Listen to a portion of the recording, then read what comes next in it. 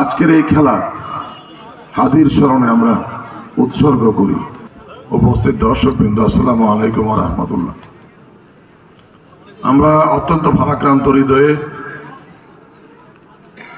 আপনাদেরকে অবহিত করতে চাই যে গণ অভ্যুত্থানের আন্দোলনের সঙ্গে জড়িত আমাদের প্রতিবাদী কণ্ঠস্বর হাদি আমাদের মাঝ থেকে চলে গিয়েছেন। ইন্না লিল্লাহি ওয়া ইন্না ইলাইহি রাজিউন। আজকের দিনে আমরা তার আত্মার মাগফিরাত কামনা করি এবং আমরা তার জন্য দোয়া করি এবং আজকের এই খেলা হাদির স্মরণে আমরা উৎসর্গ করি। যেহেতু একটা নির্ধারিত খেলা ছিল আগে থেকে, সেই জন্য আজকের এই খেলাটা আমরা হাদির স্মরণে উৎসর্গ করলাম।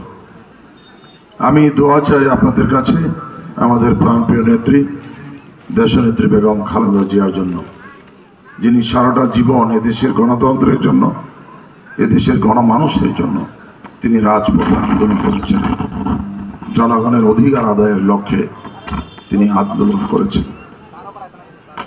আমি আজকের এই খেলার সার্বিক সাফল্যতা কামনা করি। আমি খেলোয়াড় ভাইদেরকে বলবো অত্যন্ত সুশৃঙ্খলভাবে ক্রীড়া নৈপুণ্য প্রদর্শন করার জন্য।